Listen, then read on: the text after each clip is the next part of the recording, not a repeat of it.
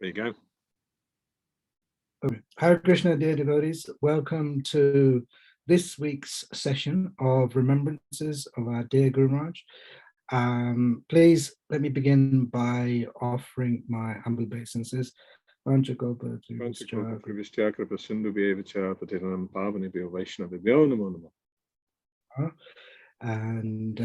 my obeisances to Guru Maharaj. Namo Vishnu Padaya Krishna Vistaya Bhutale, Srimati Bhakti Charu Swami Nityanamane, Snikta Cheta Supanita Bhagwanam Chadrasaplutam, Prabhupada Katafana Nomi Bhakti Charu. And of course, founder Charan. Namo Vishnu Padaya Krishna Vistaya Bhutale, Srimati Bhakti Vedanta Swami Nityanamane, Namaste, Saraswati Devi Gauravani Pacharine, Nivishesha Shunnavadi Pashtapadesha Tarini. Thank you very much, dear devotees, for joining us this week. And it is my great honor and privilege to welcome Damodar Prabhu, who is a long-standing devotee I've known. It's been my privilege to have known for some years. And if I can take it for granted that I can call him my friend, dear friend as well, brother. So I'm sure many of you know Damodar Prabhu. And so whatever I say probably won't do justice. Right? But anyway, just in case, maybe, far-flung corners of the earth, those who are joining, have not come across Damodar Prabhu, I'll give you a little introduction, by way of introduction. Damodar Prabhu joined in 1984. At the tender age of 17, right? And which is quite extraordinary in of itself, because, teenage years, I'm not sure what made Damodar Prabhu. We can get into that. Well, we'll get into that as well. He was a brahmachari for 5 years, and he's very talented, and I think that will come out in various ways, actually, and that will come out during the course of this discussion today. Damodar Prabhu was initiated in July 88, and he took second Brahmin initiation in September 89.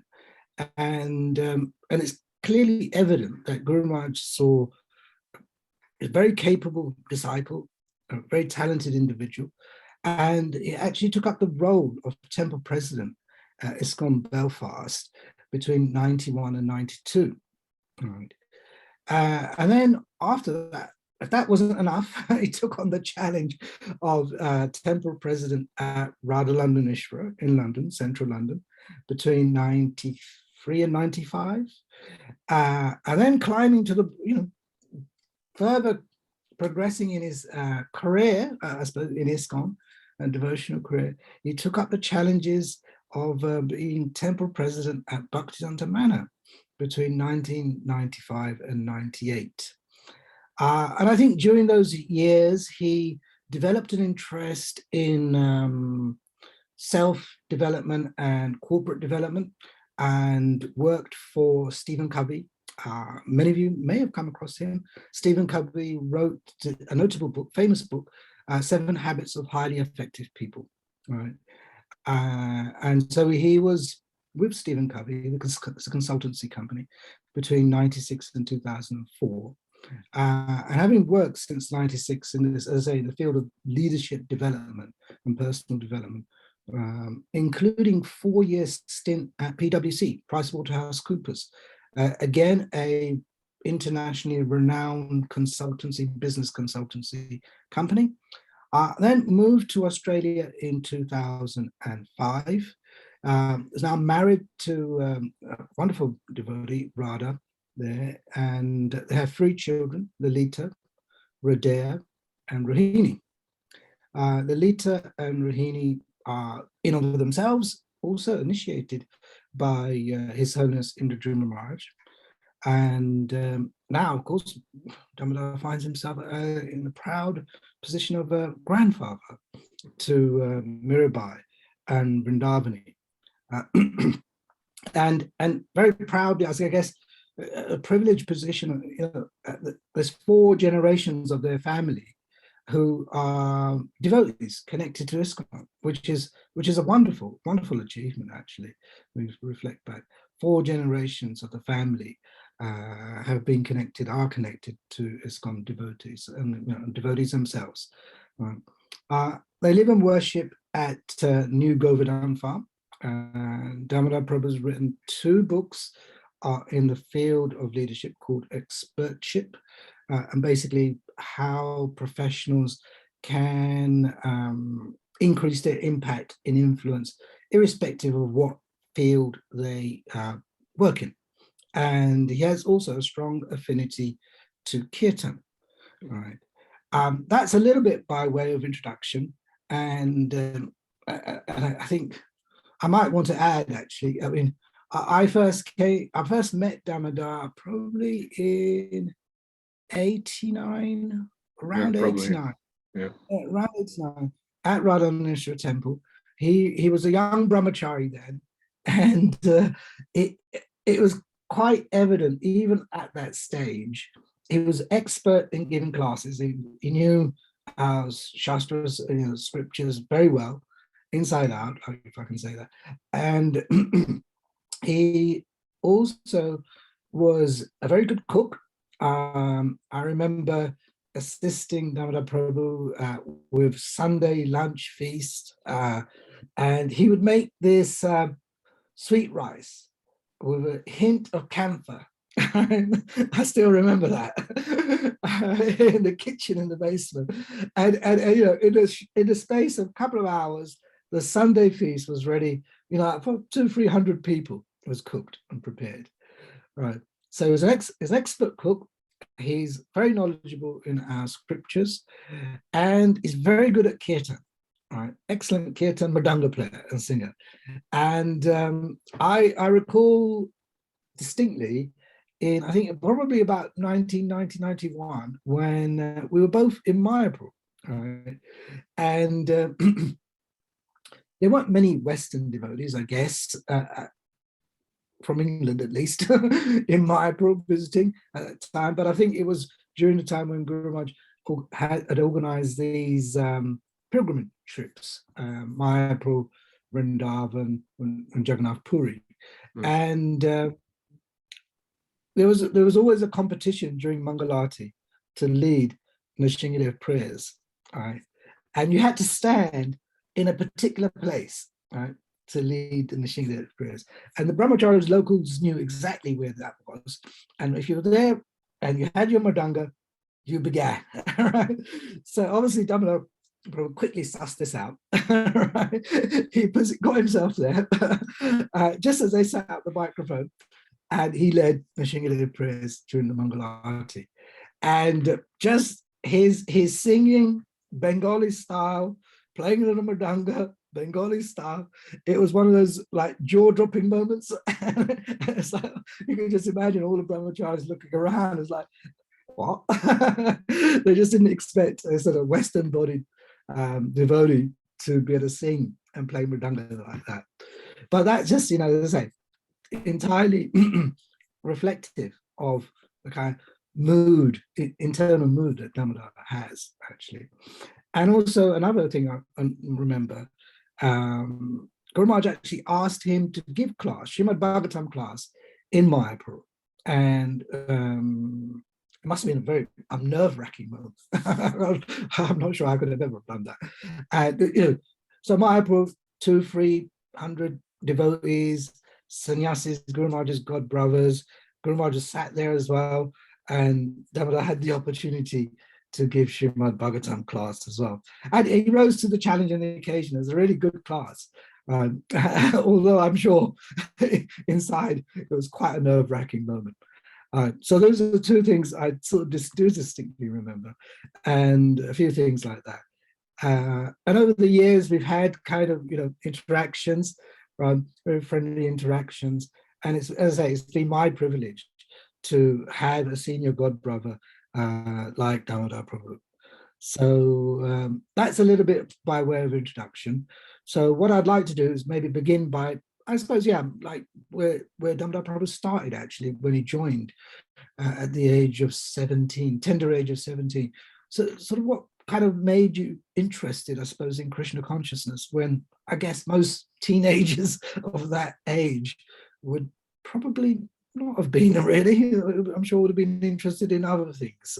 So maybe you can start from there and expand. Thank you, Bruce. Thank you for your kind words. And I have very fond recollections too of us serving together at Radha Londoneshwara Temple. You were our illustrious treasurer and a very, very capable person. It's not easy to manage the finances of a place like Soho Street, but in your capable hands, we somehow made it work.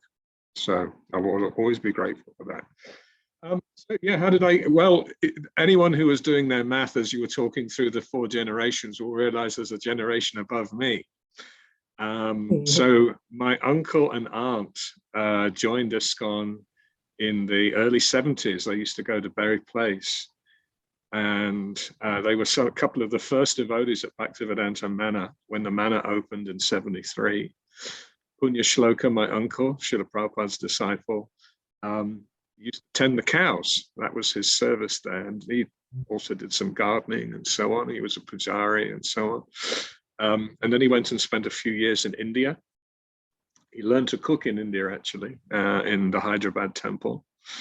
And then after Srila Prabhupada left, well, actually, I went even at the age of 8 to visit him at Bhaktivedanta Manor, to visit my uncle and aunt, and stayed for 3 days. And I can still remember very early impressions of seeing Radha Gokulananda. And I don't know if there was a festival, but there was some extraordinary event.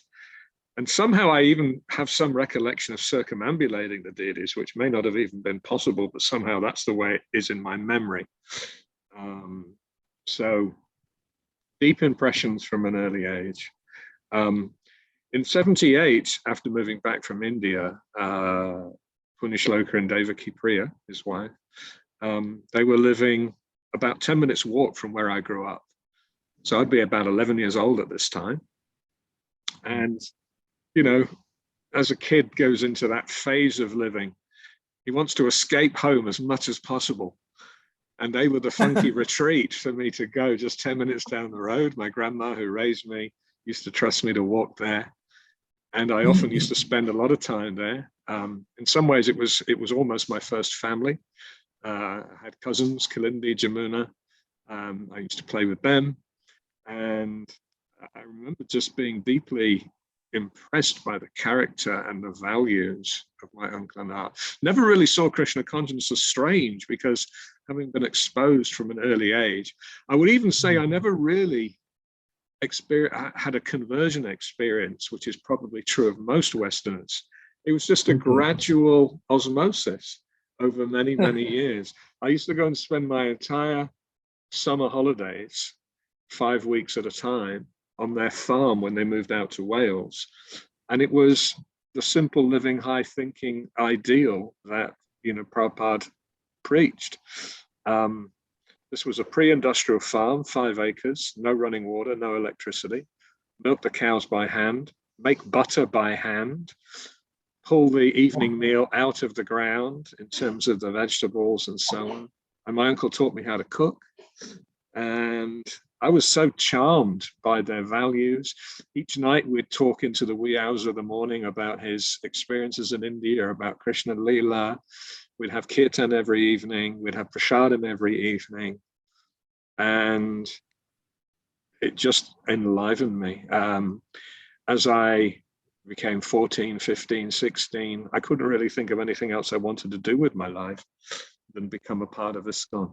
I remember in particular a visit to Chaitanya College in Janmashtami 83. And I met a devotee there called Rohini Nandan. Many people will remember Rohini Nandan, the Bhakti leader at Chaitanya College and subsequently at the Manor. And I just thought, I have to join this movement. I have to become one of these people. Nothing else seemed worthwhile. I was, you know, somewhat intellectually gifted, but absolutely had no interest in progressing academically. And so stayed 1 term or even half a term of my 6th year at secondary school, which was the A-level period, and then just dropped out, moved into the temple several weeks later. It Wow. was actually Okay. 2 months after my 17th birthday that I moved into the temple. So really, you could say, you know, well, yeah, and as I say, it goes as far as to say you're kind of natural devotee. In fact, staying at your uncle and aunt's on a farm, it's that sort of environment obviously promotes simple living, no electricity, no gas, right? So certainly you're brought up in that environment of simple living and relying on the land, and of course from there, so I suppose it's a natural transition that when you've obviously been around devotees, people who cultivate spiritual values, that I guess, as you say, even though you were educationally or academically well-to-do, you decided not to pursue your sort of studies any further after sixth form, and instead joined the temple. That's it.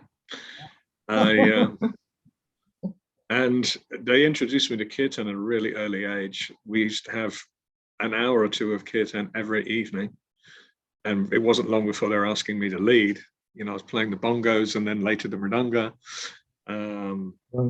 And yeah, I got such a taste. This really, I always think of Krishna consciousness as infectious.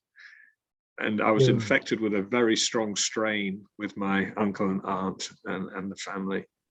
And so even as a brahmachari, I used to go 2 or 3 times a year to visit them and have kirtan and prasad. Yeah. So you would say, would you say it was specifically the kirtan and the prasadam that drew you in? Yeah, I can still remember my first Simply Wonderful and my first taste of halava. It took me a while actually to adjust.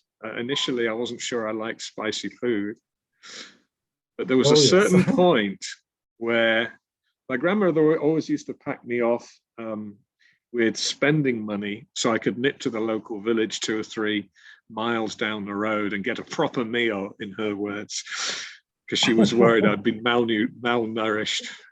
But of course, I had other plans for that money and very quickly developed a taste for prasadam. And as soon as I developed a taste for prasadam, then I wanted to be a vegetarian. And as soon as I became a vegetarian, everything about Krishna consciousness fell into place. And I remember going back once from a long summer holiday, and my uncle had packed me off with some paneer, fresh paneer that we'd made. And so I got home and I was instantly cooking it. And my grandmother came into the kitchen and popped a lump in her mouth so quickly I couldn't even stop her. And I freaked out. And then she knew, oh no, I've lost another one to Krishna. Oh, I was obviously offering food. She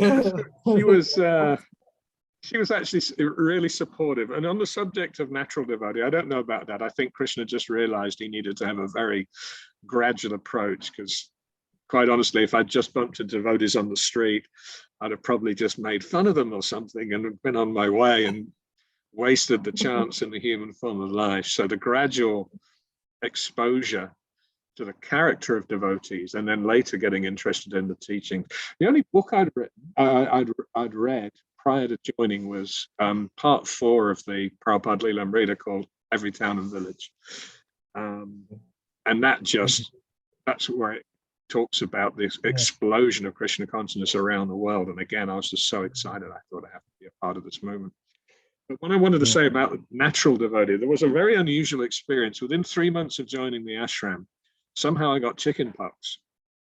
And so they sent me home. Yeah, they sent me home so I wouldn't infect everybody else in the ashram. And there's a few days when an adult gets chicken pox where you can actually have delirium and you basically can't do anything. And my grandmother was cooking, offering food for me. She was that devoted. But 2 really strange things happened. I was reading Krishna book, and somehow I knew the end of every story. Every story felt like, oh yeah, I know this. I know what happens here. Now, it is possible that I had some exposure to those Krishna story tapes when I used to visit my uncle, and somehow, without realizing it, had gone in. But the other thing that's even harder to explain, I was taking mridanga lessons from Ananta Purushottam. Everybody knows Ananta is the world-class mridanga player in the UK and great teacher, and he was teaching all the bhaktas. I was sort of getting the hang of it. But after I came out the other side of this chicken pox, I could play fluently. Like somehow I could just play. And that was kind of odd. Like I had no explanation for how suddenly, I'm not mastery, I'm actually quite a simple player, but it sort of raised some last life kind of questions in one's mind.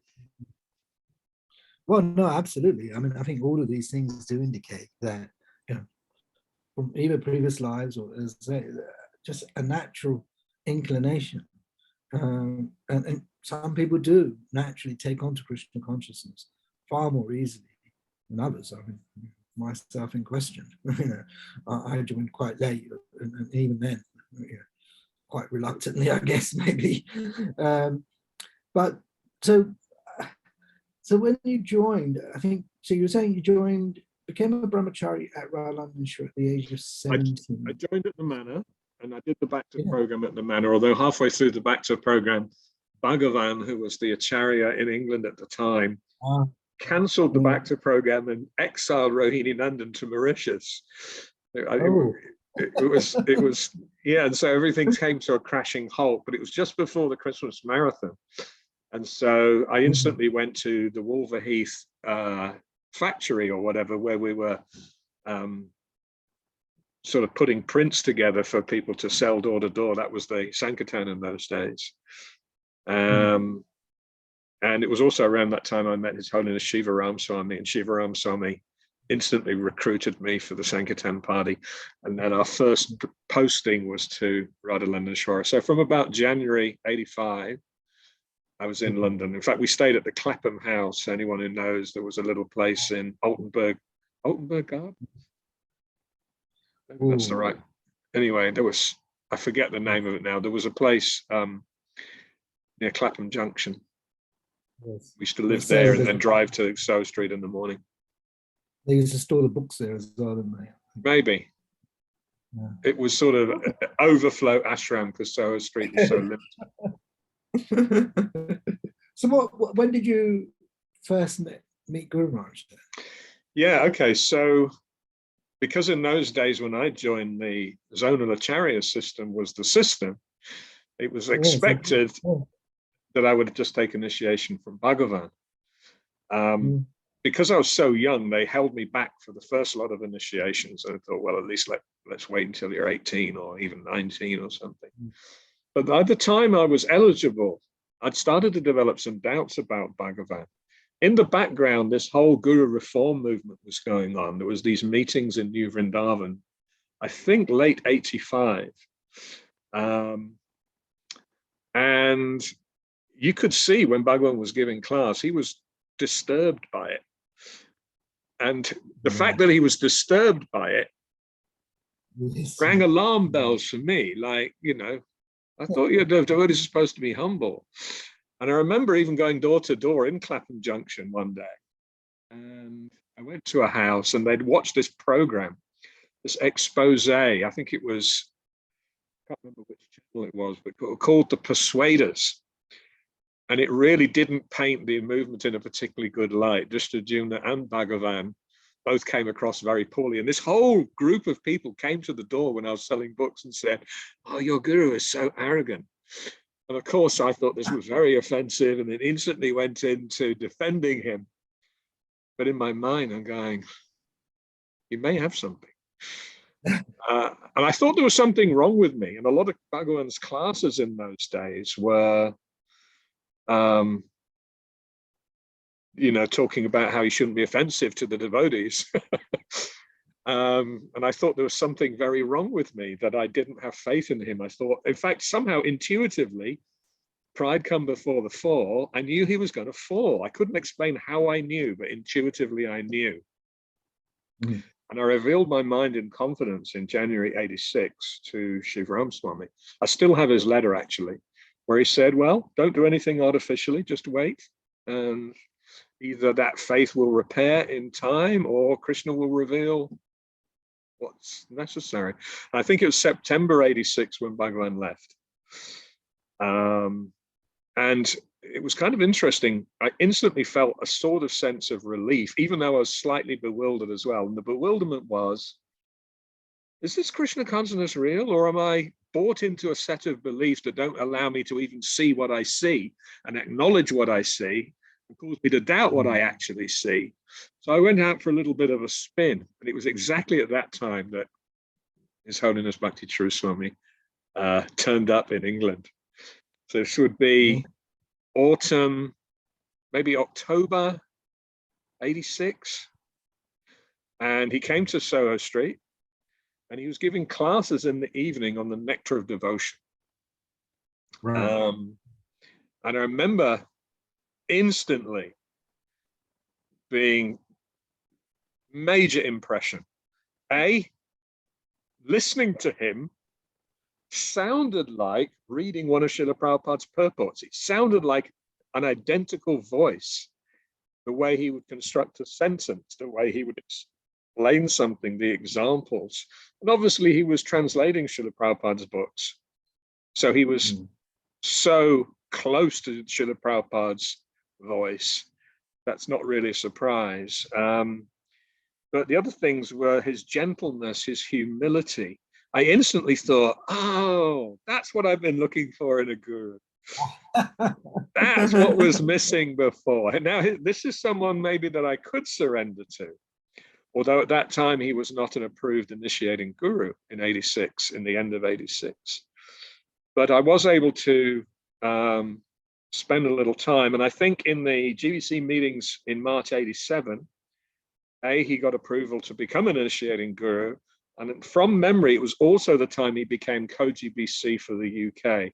I think the GBC used to see Maharaj as someone who was so good at healing those whose faith had been disrupted, that they would send him into trouble zones to try and restore the faith of the devotees. And the UK obviously was reeling from Bhagavan's departure.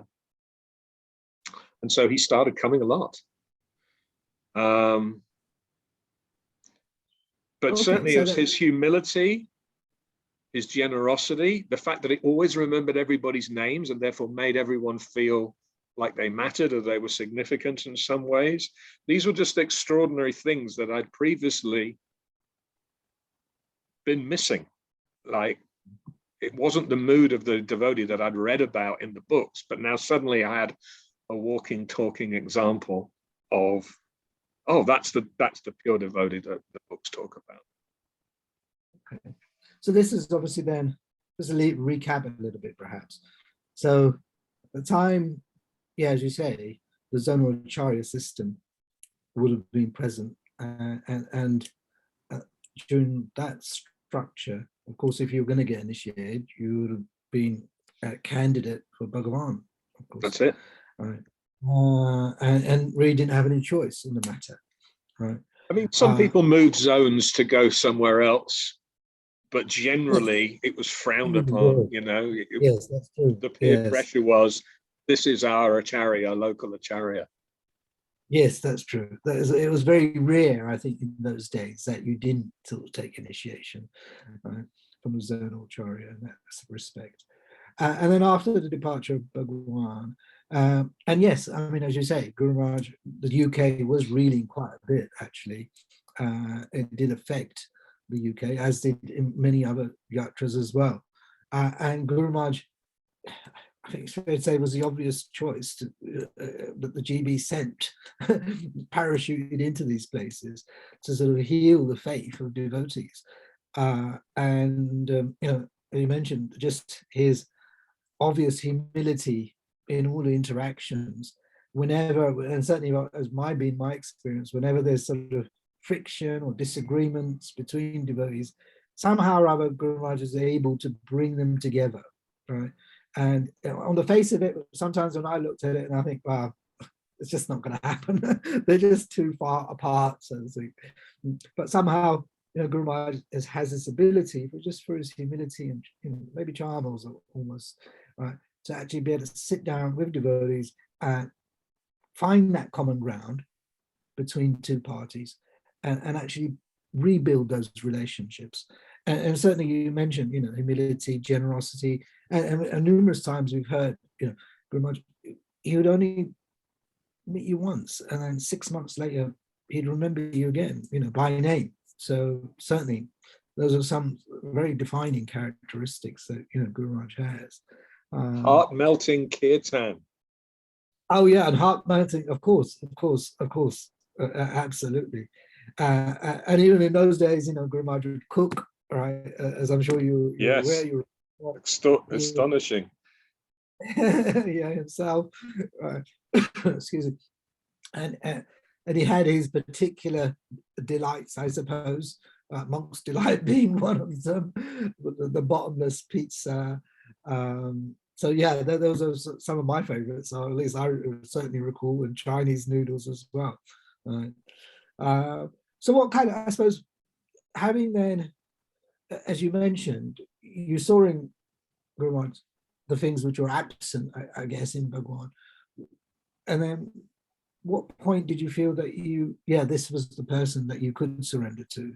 What sort of? Well, there was something instantly, but it wasn't obvious to me. At that time, because Bhagwan had left, I felt I'm now free to pick someone of my heart's choosing. And I had quite a short list, I had a number of people, and it wasn't necessarily obvious to me in the first instance that Guru Maharaj was even going to be an option. And even all the way through, actually, all the way through 87, early 88, I was actually stuck between him and Shivaram Swami. Shivaram Swami was my immediate authority. Well, he was the head of the UK Yatra. And there was a lot of fondness with him for, some years earlier. And they were both trying to convince me to go to the other. So Shivaram Swami was trying to convince me to go to Bhakti Charu Swami, and Bhakti Charu Swami was trying to convince me to go to Shivaram Swami. And eventually Shivaram Swami won the argument. I think there were a few things that really swung it. In Rath Yatra 87, London Rath Yatra, at that time I'd been reposted to the Leicester Temple. We were doing a lot of traveling, and I was posted in Leicester. And Leicester Temple back in those days was quite a small affair. Maybe the house that we lived in Rendell Road only had half a dozen resident devotees, and there were a few families, and there'd be a few people who'd come for a Sunday feast or something, but it was nothing like the London Temple. It wasn't a live wire place. So I remember sidling up to Bhakti Charu Swami at Rath Yatra as a precocious young Bhakta Dominic, and requesting, maybe Maharaj, we don't get so many dignitaries visiting Leicester. The Manor and Soho Street, they're over-serviced. We don't get anybody. Maybe next time, would you consider next time we're in the UK, making a little visit up to Leicester? And then sometime, he said he would. And he also remembered me, which was, already, quite a significant thing. And then I can't remember the exact date, but we had a hall program in Leicester. Maharaj landed earlier that day at Heathrow, drove straight up to Leicester, came to the hall program, spoke at the hall program, took a little prasadam, took about 2 hours rest, and then went back to the airport and flew off again. The only place he visited on his next trip to the UK was Leicester, to satisfy a little promise he'd made to some precocious Bhakta who'd been cheeky enough to ask him to come along. And that really struck me as, wow, there was so much access. Like with Bhagavan, there was a kind of awe and reverence kind of thing. There were thousands of disciples milling around. And with Bhakti Charu Swami, you had instant access. He was very available.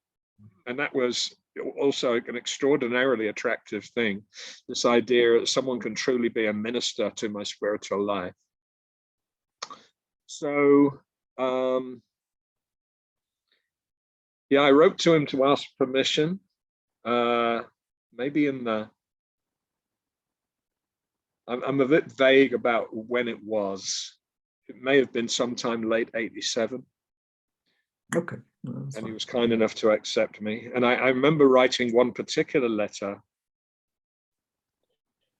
I think it was before initiation. In those days, when you were going to take initiation, they made you sit an exam based on the book, The Spiritual Master and the Disciple.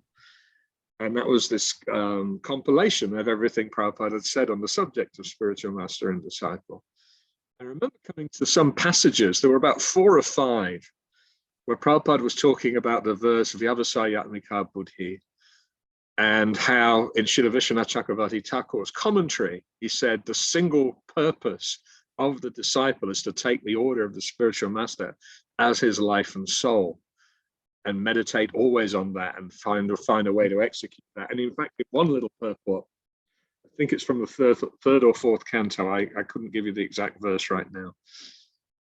He said the disciple should ask the spiritual master as to what his particular purpose is, and then try and execute that in the best possible way.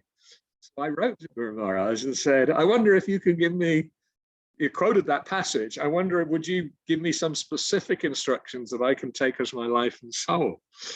And so he wrote back essentially with 3 big ones and 1 little one. The 3 big ones: whatever happens, never leave ISKCON. Always serve Srila Prabhupada's movement with all sincerity and enthusiasm. And always cooperate with the other devotees of ISKCON. And then the half one, I say half because it was very pertinent to me as a brahmachari at that time, but it wasn't necessarily, an absolute instruction in that sense. He said, as for your particular service, just approach your temple president and do whatever they say in the best possible way. So those were my life and soul instructions. And I remember at the time thinking, oh, he's quite generic. Maybe I was craving significance or something. I was happy because I thought, well, these are doable. If all I have to do is do these and go back to Godhead, hey, this is doable. And then I remember instantly thinking, well, if Krishna doesn't let anybody just back into Godhead, you can't, you can't go ahead with all your anatas, smuggle all of those in. So obviously some major purification is going to be entailed in just following these instructions. If they're going to completely purify my heart, then it's going to be, they're not going to be as easy as they sound, which is actually exactly what has played out over the years. But that was my first letter from him. And from recollection, it was before initiation, although it's possible that I wrote before initiation and got the response back afterwards, because in those days there wasn't email, it was just letters. You'd send a letter to a Calcutta PO box, and maybe several months later you'd get the reply. It was always nectar to get a reply with Maharaja's livery, and oh, here we go, and you'd treasure that document. It would, I've got a little like a photo sleeve or whatever with all of those early letters, and from time to time I go through them and remind myself of all the instructions. Oh, wonderful. In those days emails didn't exist, of course, and so you kind of prayed or really waited in tenterhooks to receive that letter, right, which had the envelope, Tridandi Sannyasi, right? It's called GBC Commissioner.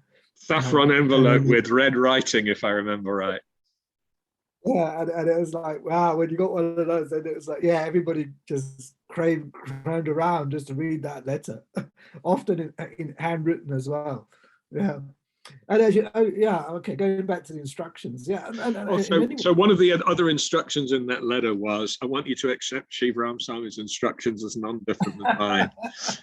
So I instantly had them both. Didn't have to make the choice as if the guru was singular. And one of the other important instructions he mentioned in that letter, it says, the more guardians you have, the merrier it is for you. In fact, in that letter and the next letter, he also said, accept all of the senior devotees around you also as your spiritual master. He said, in fact, sometimes their instruction will be more valid than mine because they're always watching you. He said, I'll try not to give a conflicting instruction, But understand, if there is an apparent contradiction, it's not deliberate and will be harmonized at due course with proper understanding. Wow. Wow. Yeah. And those instructions, in a way, stand the test of time, because, even today, Guru Maharaj, those are the kind of things that Guru Maharaj will always say, put emphasis on, never to leave ISKCON, whatever happens, whatever the difficulties are, never to leave ISKCON, always cooperate, with devotees, work in a cooperative manner, accepting the local authority, right, as the authority for your service, etc., and your spiritual development. And of course, as you mentioned, whilst they on the surface of it, it's quite generic, but actually, when you delve into the detail and how to practically put that into practice in your day-to-day life, therein lies the challenges and the purification. Absolutely. Absolutely. No, it's wonderful. And I think you mentioned, your relationship with Sri Maharaj as well. It does remind me of, because Guru Maharaj and Sri Maharaj were very close, and often when Guru Maharaj came to the UK, we would have prasadam together, and I was, in a way, maybe put in a similar position. I was like serving prasadam. I think it was a lunchtime prasadam, and in the course of the discussion between, Guru Maharaj wanted me to leave the UK and go and serve in South Africa. Sri Maharaj wanted me to stay in the UK and render service at that time, as you were saying, in the Treasury Department at Radha Ishra. And it was quite a awkward moment for me. It's like you're serving prasadam between these two very senior devotees, and they're kind of having this sort of transcendental argument about where my kind of future, and I'm kind of keeping very quiet, trying to keep very quiet and out of it. But yeah, it was certainly that's a sweet relationship, as you kind of referred to it in there. When it came to who you should accept as your initiating guru. So it just reminded me of that as well. Well, there was something similar when it came time for me to marry. So I'd actually not been a disciple very long, and it might have been at the next Vyas Puja. Funny enough, when Maharaj had come over in 86, because I was spinning out with various doubts, it's fundamentally questioning everything, like, is Krishna consciousness real? And am I giving up the mundane world for just will of the wisp? Is it real? And my temple president at the time, who can remain nameless, it's not who you're thinking, he actually got Maharaj to speak to me, and they pitched the idea of me getting married. At that time, I was only like 19. And so I was kind of thrown a little bit by that, because here I was doubting everything, and then they were inviting me to take on this big commitment. But so, a few years later, I had the presumption in my mind that Maharaj was cool with me getting married. This was not the case. He was clearly very displeased. It's like his idea was all my brahmacharis will stay brahmachari. And I might have been the first of his disciples, because I was one of his early disciples. I might have been the first one who put their hand up and said, do I have your permission to marry? And he did refer me to my temple president, and it was a little bit of a palaver, because there was switching of minds, and this was really messing with my head. And I remember that he and Shiv Ramaswamy would, debate which was the best route for me. And Maharaj really wanted me to stay brahmachari a lot longer, but Shiv Ramaswamy convinced him I should get married. Of course, all of the things that the Srimad Bhagavatam writes about marriage and how challenging it is to simultaneously, serve as fully, and sadhana and career and children and all of that stuff that I'm sure Maharaj wanted to spare me from. I've had to figure out the hard way, Yeah, it's certainly a challenge, juggling act in many ways. You do also sometimes find yourself compromising what you can and cannot do, of course. One of the instructions he gave me in an early letter, I think it was letter number 2, I'd written to him saying, yes, I've got permission from my temple president to get engaged in a year's time or whatever. And he wrote back saying, every jiva in this material world is chained here with an invisible chain of sex desire. Try to conquer this animal propensity. And he said, I hope that through your love for your wife, you'll be able to conquer this animal propensity and reach the supreme loving object, Krishna. So that's always been a really interesting instruction, the idea of if it's a genuine love rather than lust, then it actually becomes good grihastha dharma. And that's been, Yes. that idea of I have a responsibility to be a loving father, a loving husband, a loving parent. And that's part of my service to Krishna. That's one of the ways in which I reach for Krishna, as opposed to it's just, a license to indulge myself or something. So that was, and then another interesting Leela with both Shivaram Swami and Bhakti Charu Swami. When I got married, obviously I have to start now thinking about livelihood. I wasn't one of those intelligent people who figured it out beforehand. So, it's time for me to start making provision for the family. And at that time, I was a little disillusioned with the society. And I couldn't see any way. In those days, there was no ISKCON salaries either or anything. So I figured I have to find a way outside. But Maharaj was insisting. Even actually, the thing that I initially did was I sold books, Srila Prabhupada's books and other BBL, you might remember the Bhaktivedanta Books Limited, Amita's business. We were selling to bookshops, seeing if I could get bookshops to make orders. So I figured, that's a pretty transcendental way to make a living. As, of course, it was not. There was not a lot of. It wasn't lucrative at all. It was a real hard gig.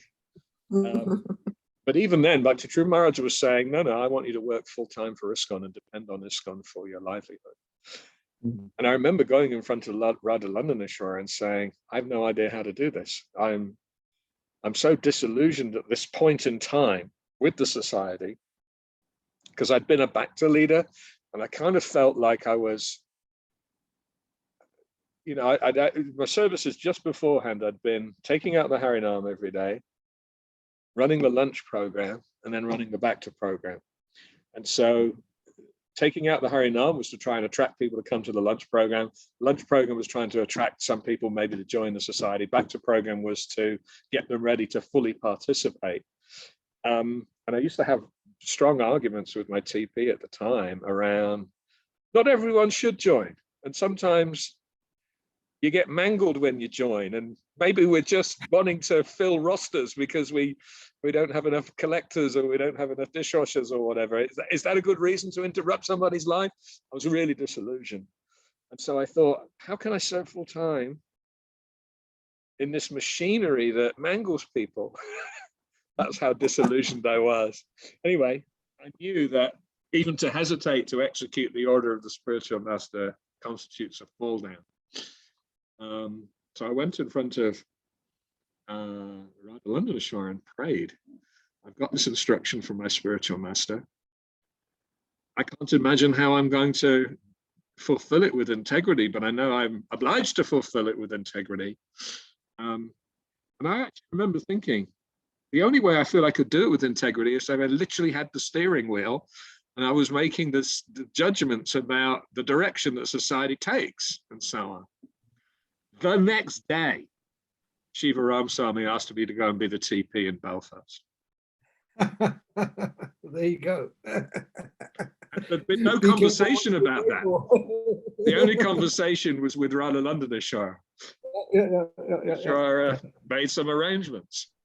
Yeah.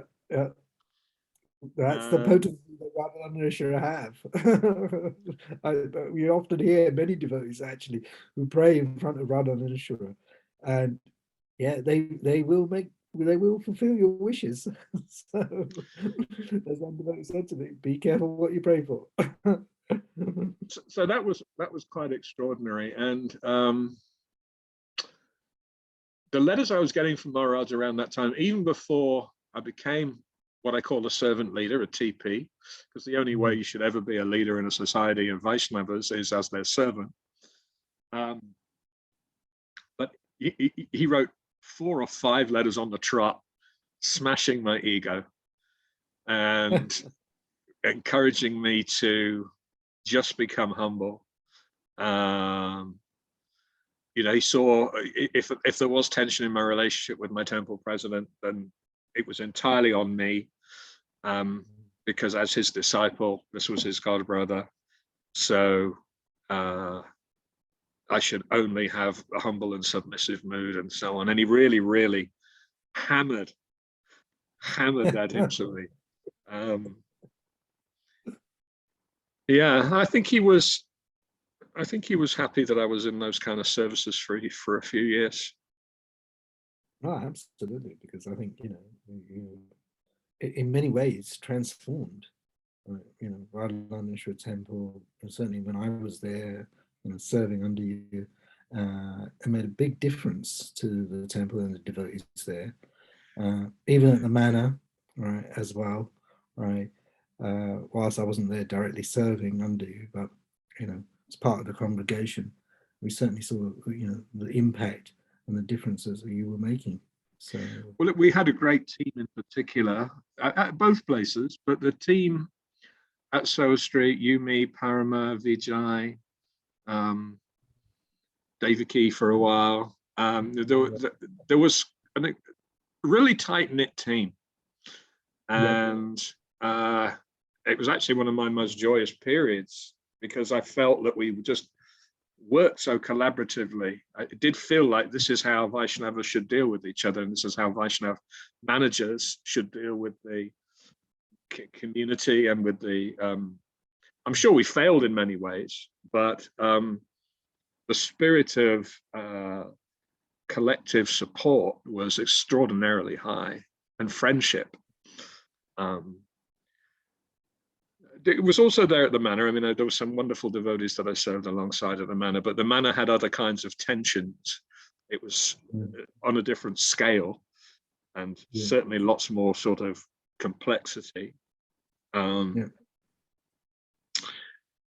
think Maharaj was, I mean, I have to say, my brother passed away just after I'd gone to the manor, and it was a very distressing thing. He was only about 21 at the time, and I remember it sent me into some deep, deep reflection, because at that point, you kind of referred to it earlier as like the ISKCON career. I could tell that I was on a certain trajectory at that time, that if I'd wanted to, you know, I could have been a bigwig and so on. But I actually also felt internally that, because I was actually then on a salary and so on, that didn't sit well. And I felt it would actually be more honorable to be a grihasta out in the world. So to my, you know, to my discredit, I didn't really involve Maharaj in that decision. Funny enough, Naveen Krishna Prabhu and His Holiness Srila Swami, Srila Prabhupada's disciple, they got us involved in the Kavi stuff, and that was used as a form of management development for ISKCON's leaders. And that instantly also occurred to me that maybe I could also do that as a living and still be relatively Brahminical profession, and that I could contribute as a lay person to the society with greater integrity than a leader maybe that was somewhat held prisoner by salary or something. I was also, I mean, I was struggling with sadhana and other things, just trying to do everything, you know. So I felt it would be better to be an honest and honorable person, striving to get it together from outside. So I started doing some Kavi stuff, even for the franchise in the UK, as early as '96, even while I was the TP. Once a month, I might go and do a program for them. And then around I remember going to Shiv Ram Swami. I'd only just inherited the presidency from His Grace Akundari Prabhu. And I went to Shiv Ram Swami and said, I've realized actually this is probably not what I should be doing, but I don't want to leave you high and dry. I've only just taken on the role. So I'll absolutely babysit it while you find a suitable successor. And I'll say, look, if I'm still here 2.5, 3 years from now, I'll feel like I did my shift and I haven't left you in the lurch. And Maharaj was, was really supportive of that. So I transitioned from, funny enough, I worked up until April the 1st, I think it was. Irony there. It was certainly a date in April. I worked up until the Friday end of day. And on the Monday morning in New Zealand, I started with Kavi. Really? Wow, there was literally no transition at all. I literally finished up, got on a plane in the morning, flew over there, didn't even get over the jet lag, rocked up at 9 a.m. And remember that we've already been about 13 hours ahead. So it wasn't even like a full weekend. And the travel itself is like 24 hours to get there. Yeah, exactly. I did meet Stephen Covey. I did give him Srila Prabhupada's Bhagavad Gita, for which he was very grateful. And I had a few happy years there. I don't know if Maharaj was particularly au fait with Covey, but he was certainly very happy when he heard I'd joined PwC later. And I think he thought that was a nice, honorable kind of profession for someone to be in. I did actually, in 2013, Gopal Bhatta Prabhu, who was running the strategic planning team, GBC strategic planning team, encouraged me to come and assist in Mayapur that year. And I did do a facilitated session. This might have even been more nerve-wracking than giving class in Mayapur, because in essence, giving class, you're sort of serving the body of the devotees. It's kind of strange to have your spiritual master sitting there in class, although Prabhupada used to sometimes do that with his disciples. So it wasn't uncharted territory. But you're simply wanting to make sure you faithfully represent the messages of Srimad Bhagavatam. Whereas this was a little bit more, many people had issues with the Covey stuff, like who is this external teacher whose teachings we're taking? Like Prabhupada's told us everything we need on management and leadership, so why are we taking anybody else, and conditioned soul, meat eater, why are we taking them seriously and their ideas? So in 2013, Gopal Bhatta asked me to facilitate a session with the GBC's gurus and sannyasis. There were probably about 80 of them in a room, set up sort of theater style, and I had a 45-minute slot to talk to them about succession planning. And I remember it really clearly, where I asked them a series of questions like, in those days, it was about 35 years since Srila Prabhupada had left. So I said, let's go forward 35 years. There's a good chance very few of you in this room are still here at the helm of the movement. You'll have had to pass the baton. What skills do you think people in 35 years from now will need to successfully lead this movement? And what are you doing to equip the next generation with that skill set? How many of you would even get the job? And what are you doing to equip? You have successors that you're training right now, so that they're ready for whenever you're ready to hand the baton. So it was a bit of a gentle beat up, because the sense was that not enough was really going on in terms of succession. And I remember, even because it was only 45 minutes, if I asked a question that I expected, because working in the professional world, I'd ask a question and you'd get what I call popcorn feedback. A couple of ideas from there, a couple of ideas from there, a couple of ideas from there, really fast. But this is a group of sadhus who are used to giving Srimad Bhagavatam class. So I'd ask the question and someone would talk for 10 minutes. And then there'd be several other hands and other people would have talked. So I remember even having to say very cheekily at the time, I wonder if we could just get rapid fire responses and not Bhagavatam class. I was the youngest person in the room, the most junior person in the room. My spiritual master's there in the room. And here I am being super cheeky. But it meant a lot to me. He came over to me right at the end of the session and said, I think you've been wanting to serve like this for some years.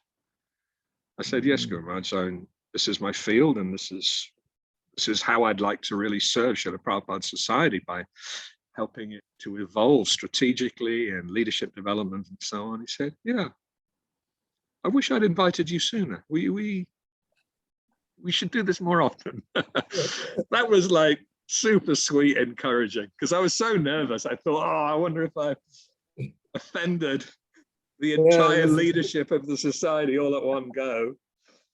So it meant a lot to me. I have to say, Maharaj has always been super encouraging and supportive, in as much as I've also experienced the thunderbolt. But I think he also realized, Maharaj also always taught us actually that the mercy of the spiritual master more often than not comes in the form of chastisement.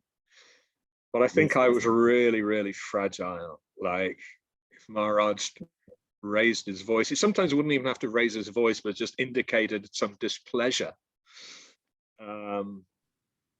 It was like a punch in the gut. It would just, my hat goes off.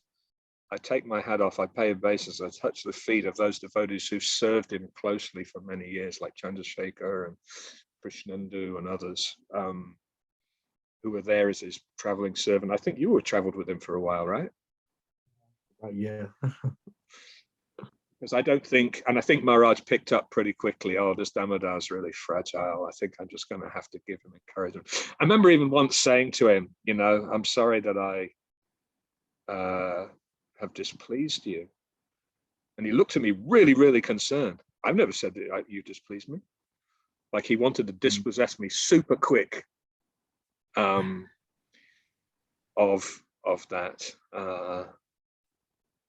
Anyway, sorry, I'm probably waffling a little bit. I'm just trying to offload as many of the memories and instructions as are there. No, that's wonderful. I mean, I think, as you say, I mean, Guru Maharaj, when chastisement came, I mean, certainly for me, it was quite frequent. Yeah, sometimes you didn't have to get angry, or kind of raise his voice.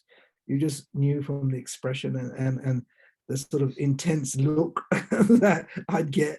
And sometimes you'd like almost bite the bottom of his lip, and then you knew that he was not pleased. At least I knew I had done some major boo-boo. and I think I'd get a sort of diluted form of the chastisement. Otherwise, it would have been just full on. It's total nonsense kind of thing. Get out. The heaviest thunderbolt. Sorry, you please continue. No. So yeah, so I kind of, I suppose in many ways I avoided the thunderbolt, right? Because I'm not sure I could have taken that sort of level of chastisement that I've seen some devotees, receive. But I mean, it's been wonderful, having you go through your recollections, memories, and the times that you've served with Guru Maharaj, and only wish, I suppose, that we could open it up to questions from other devotees, because I'm sure there would be so many other questions as well, right? You're experienced in ISKCON career, as I've called it, in Grihastha life, in working outside. You've got a tremendous amount of experience that you bring, John, and I think that would be invaluable, right, to be able to share that, and take questions, advise other devotees. So I can't, unfortunately, that was not possible. The timings just don't line up particularly well, but we can probably find ways. I mean, I'm easy to contact, for instance, on Facebook, if people want to send any questions that way, or we could even have maybe if we post the video on YouTube or on Facebook or whatever, we can do something in the thread, the comments thread below that. I was going to share a particular thunderbolt that I got from Maharaj. So this was in March '89. This was my first Mayapur trip after getting sort of a tentative approval from my temple president to get married, but then it all got a little bit messy. Me and my temple president had a fallout. And I think Maharaj started to get wind of that in Mayapur. And then I got some kind of cryptic message through from a devotee that, because I remember we didn't have email communication in those days, so it was Chinese whispers. So someone had said, oh, you know, temple president's mellowed out now, and I think he'll, you know, just come back, everything's forgiven, or whatever. So I thought, well, I better definitely get Maharaja's blessings to proceed rather than leave it up in the air. So I went and asked for a Maharaj, assuming that things are now cleared up with the temple president, do I have your permission to marry? And he looked at me very, very seriously. And he said some words that literally threw me back several feet as if I'd been punched. He said, in your next life, when you're a snake, you'll be attracted to a female snake. And I didn't know if this was a curse, if this was a prediction. It was an extraordinary thunderbolt. And several years later, I summoned the courage to just ask for clarity. What was that, Maharaj? He said, no, it was just a philosophical point. But, oh boy. Yeah, you know, that even snakes have sex attraction or whatever. But it was just the way he constructed that sentence. Wow, that was. I remember that. I do remember that. And I was like kind of hesitant to bring it up, but you brought it up yourself. I mean, it's important because what I've always taken is Maharaj had absolutely zero sex desire. And what he said philosophically was absolutely true. You know, it's the basic chain that ties everybody here in this material world, which I believe, I also learned later, was more or less a direct quote with Prabhupada talking to him when Prabhupada was encouraging him to take sannyas. So he was, surrender this one life, and, you know, don't get distracted by these other things. And I think Maharaj just so wanted that for all his disciples. He was just disappointed that he had a disciple that wasn't ready to take that higher road. And, you know, I think he was possibly even genuinely shocked. Oh my God, what have I got here on my hands? This guy's only just come along and taken initiation, and now he's going to dive into the material, dark well of material existence. So I think he just sent that rocket to try and sober me up. But yeah, he's been extraordinarily supportive. And, you know, I actually wear that chastisement also as a badge of honor, even if I wasn't able to take the renounced path at that time. Funny enough, a few years ago, just before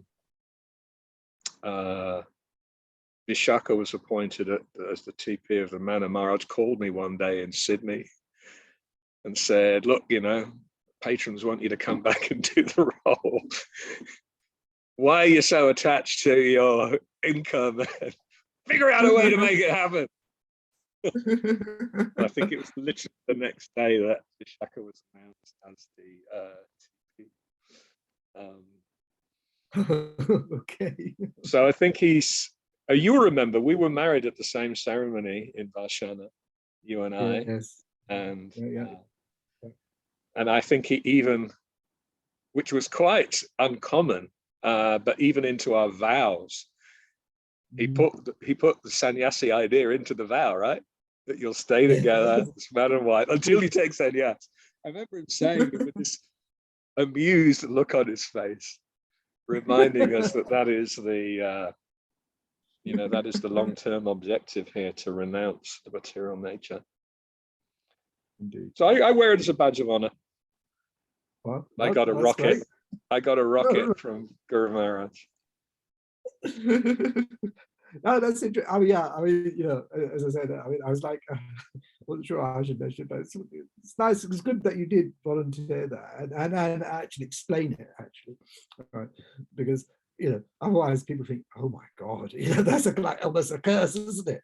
Right? I wondered if it was for years. Yeah, for sure. So actually, Guru, you're asking him, and then actually getting that clarity, right? Actually, obviously, it's not a curse at all. As you say, it's a badge of honor, and be really proud of that. Right. There are other times as well that I would sometimes took 20 years to seek clarity on something. I'll mention another situation. I remember it very vividly. While I was the TP at the manor, it was around the time that there was one of the Gaudiya leaders came and did a world tour, and there was some real tension between our mutt, the ISKCON, and their mutt. And I was more or less the only senior leader I think I had with me, available to me at the manor at the time of that visit. Shiv Ram Swami was out of the country, was Atmanivedan Swami. And so we tried to create a little tour. We were told by the GBC, invite them, don't be rude, be pleasant and so on, but under no circumstances allow them to speak. Okay. So this was a difficult thing to navigate. So we organized a tour. We thought, okay, this is a way to avoid any discomfort and so on. But while visiting Srila Prabhupada's rooms, in fact, there was a lot of speaking, and I was getting hassled by some of the followers to get Maharaj a Vyasasan and so on. And I refused, because that would have been a tacit invitation to speak. Whether I would have blocked somebody else doing it, that's something else. I never actually had to cross that bridge. But I remember there were some statements made in Prabhupada's bedroom that I took exception to. And I actually started walking through the crowd of devotees. I was standing at the back, walking through the crowd of devotees, thinking, yeah, this is not cool. This should not be uttered in Prabhupada's presence. Things like Prabhupada didn't complete his mission and stuff. I just thought, no, this is exactly why there shouldn't be an invitation to speak, and we have to wind this up. But actually, I never actually spoke any words. As soon as I started moving, the conversation wound up. So then Sri Ram Swami actually sent me to the place where the other Maharaj was staying, to rescue one of his disciples and send him back to his family. Maharaj, Sri Ram Swami, was worried that it was going to split up this couple. So I went there, cap in hand, and waited in the queue. And when I finally got there, I said, Maharaj, I apologize if anything I've done has caused any offense. And he turned to me quite angrily and said, I said something about, GBC stipulations or whatever. And he said, those who give such instructions, those who follow such instructions, both are going to hell. So I've got this track record of picking up curses here. And it was maybe 20 years later. I should have done this sooner, but about 20 years later, I still remember the phone conversation. It was around 2011, so maybe 16 years later, 16, 15. I think Maharaj called me out of the blue we somehow got onto this topic, and I said, look, you know, and maybe it was after this this sadhu had departed, and is there something I need to be worried about? Is there something I need to do? Is there something I need to clear? He said, no, you know, whatever you were doing was in good faith, and I wouldn't worry about it. And again, just gave me so much peace. Yeah, of course. But yeah, these are the adventures. Oh, wonderful. Well, as I say, I mean, something in good faith, completely following, you know, the authority. So I think it's entirely correct and appropriate at the time. So that's fine. Yeah. I mean, I feel super lucky that I got, particularly because I met Maharaj so early on in Maharaj's accepting disciples, that I got a lot of access in those early days. And yes. Maharaj was always, you know, super affectionate, and it means that there's a huge amount of Vani, you know, some of it just sitting in Vaishnava etiquette classes, or some of it from the letters, or some of it from some of those encounters that we've spoken of, that gives me real strong, you know, reference material by which to still feel a connection to Maharaj. I mean, so how would you, I mean, as a question I have then, you know, for devotees, a lot of disciples who didn't have the benefit of such prolonged Vani instructions, how do they sort of maintain that connection going forward? It's a good question, because I think you could say the same of many of Srila Prabhupada's disciples. There was probably only a small handful who got real close access and, you know, real close relationship. Many of them, it's a slightly more, not remote, because you can have intimacy with the spiritual master, even just one glance or one letter, or, you know, one word, or even, I mean, the reality is we've got Maharaja's recorded words, and we've got years of those. You know, we've got the CD ministry, or whatever we want to call it, the recordings. So I would absolutely my recommendation, absolutely immerse yourself in those. But also, our relationship with Maharaj is now also is through our God brothers and God sisters. You know, each of us have part of the mosaic that makes up Maharaj's total body of instructions.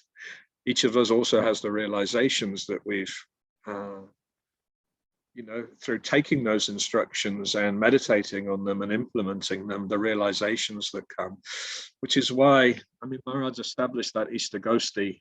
And I think many of us have now created, you know, gatherings and meetings on a regular basis. I have a bunch of God brothers coming tomorrow here to New Governor, and we're going to spend some time together.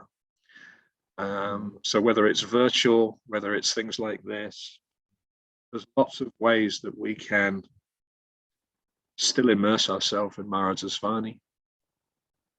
Obviously, we have his book, Ocean of Mercy. That's an extraordinary read. So I think there's no impediment if there's a sincere seeker. I mean, Lord Brahma got the entire Srimad Bhagavatam in 4 verses. Yes. And from that, 18,000 verses have come. So imbibing spiritual insight is not a function of duration, not a function of just being in someone's presence. It's actually more to do with receptivity, the desire to serve. Of course, it helps. If you can place a question, you can have a doubt cleared up. And I've given examples of sometimes it took me many years to actually even formulate the question. Some of these questions were so spicy that they were actually scary. Actually, I'd like to share a couple of other very significant instructions. In fact, yeah, please do. There's a God brother of Maharaj is called Garuda Prabhu, who is probably leading the charge at the moment around the book editing controversy. And I wasn't really sure. He invited me to become one of the admins of a Facebook group around that. I was really worried because sometimes it gets so contentious, the kind of accusations flying around. And then someone raised the point, well, do you know where your spiritual master stands on this? So, oh, okay, there's actually a really important question. And this was probably the last big question I asked of Maharaj, actually, prior to Maharaj's leaving. You know, what did he have a point of view? And he said in quite an animated way that he just felt if there'd just been a handful of small corrections, the controversy wouldn't be there. But it's just been such a big volume that it's created the level of disturbance and so on. I mean, I'm now paraphrasing. That's definitely recorded, so someone could track that down, and it was on a Zoom call. Someone could track that down and see his precise words. And probably this is also recorded, but there was another controversy, and I probably asked him this question around 2015.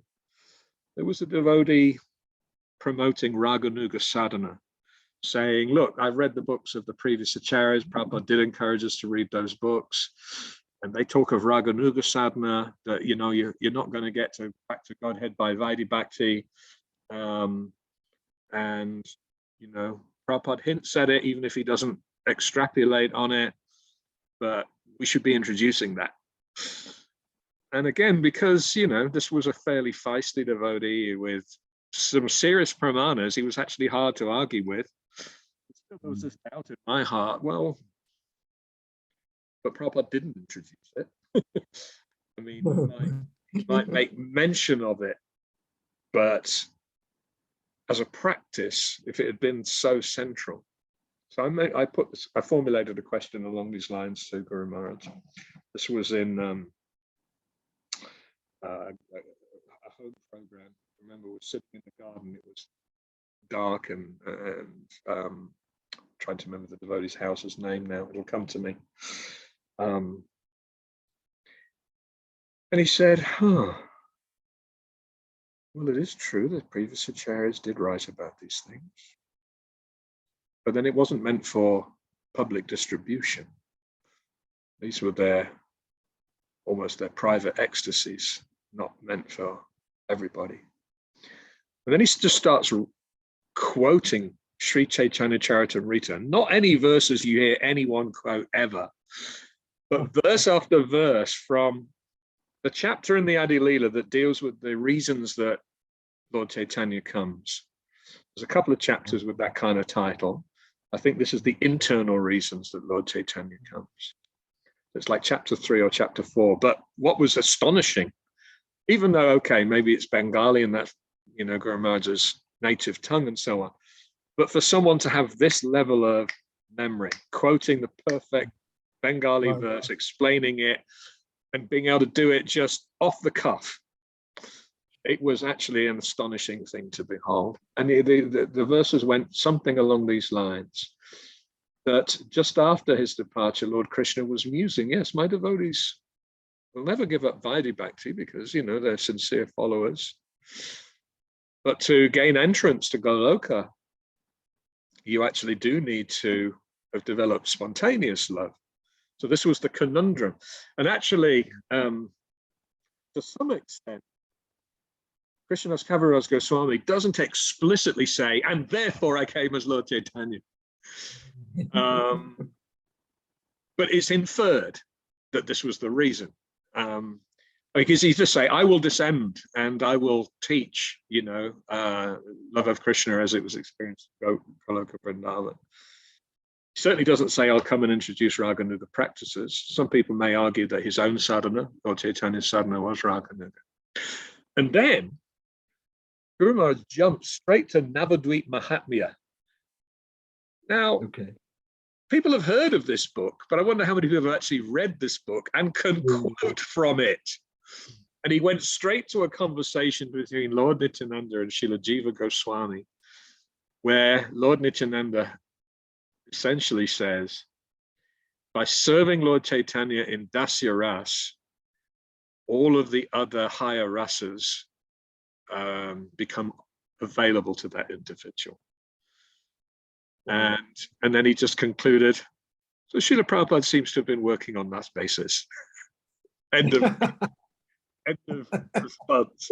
But it was like a full 20-minute response with all of these, maybe it wasn't 20, but it felt like, because he quoted maybe 10 verses, perfect Bengali, rare verses that you never hear anyone quote.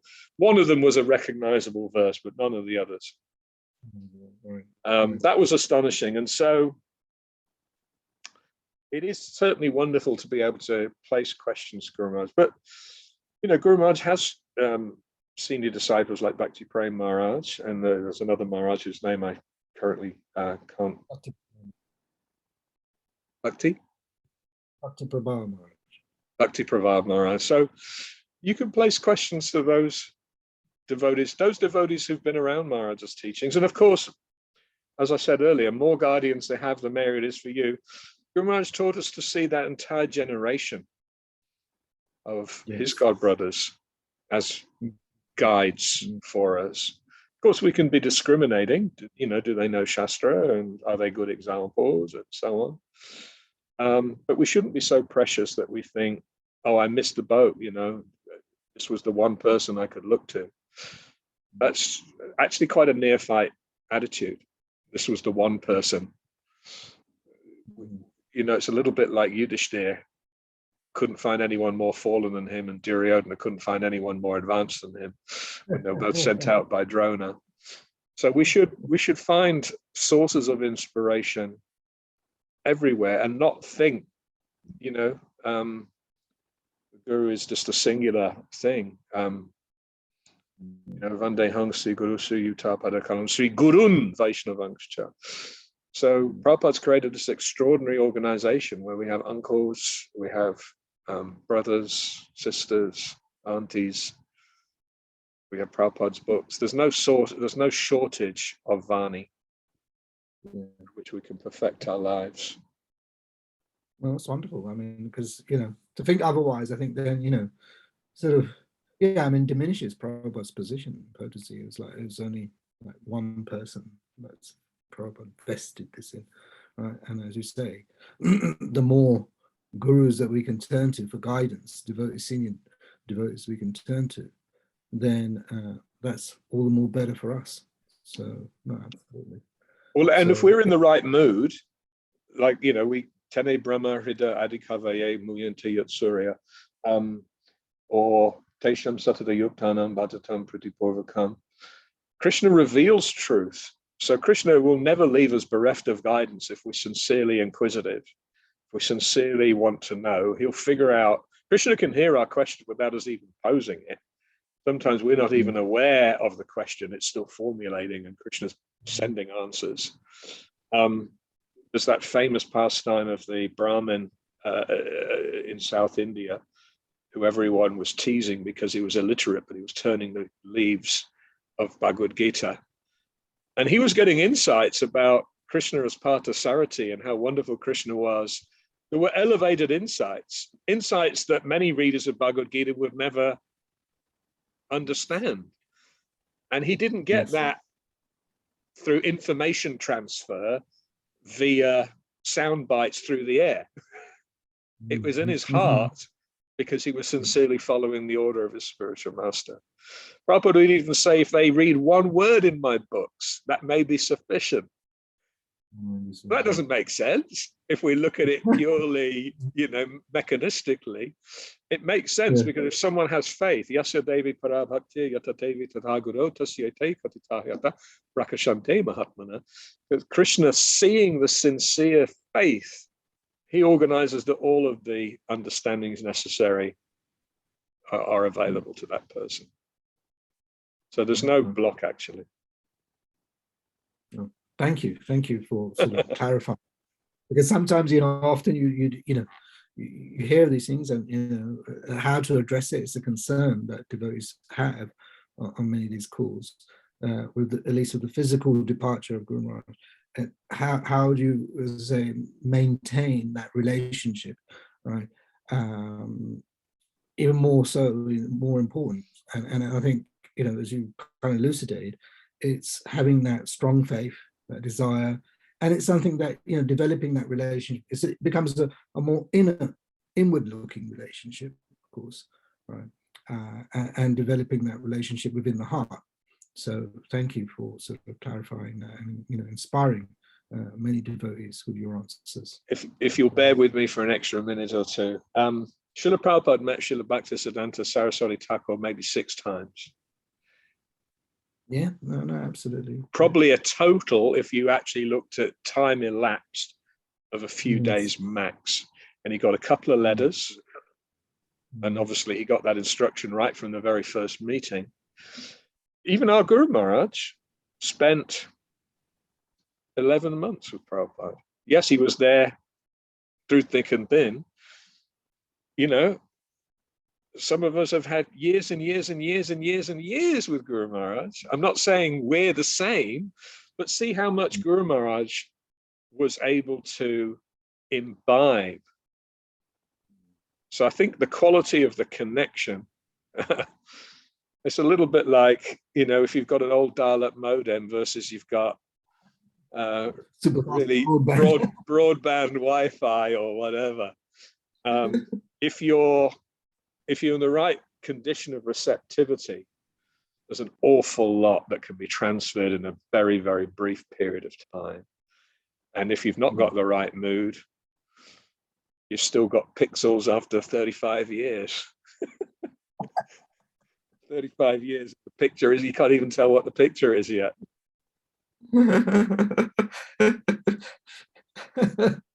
That's a wonderful analogy. I don't remember that one. I also. That's because you're old enough to remember dial-up modems. I'm old enough to remember the sound of dial-up. No, that's brilliant. Thank you.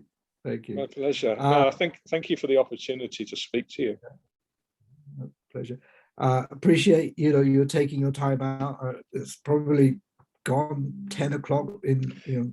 Not quite Australia. 9:15, but yeah, I'm definitely starting to feel a little weary. All right. Thank you very much again for your time. And I hope not too distant future, we can have a live session, right? And invite questions. But certainly we'll post this on YouTube, and we'll encourage devotees to get in touch either with the team, right, if they want, or via Facebook, or just put comments in the comment section on YouTube as well. So thank you once again. Thanks for the opportunity, Hari Prabhu. Hare Krishna. Hare Krishna. Glories to Guru Maharaj, glories to Prabhupada. Hare Bol. Hare Bol.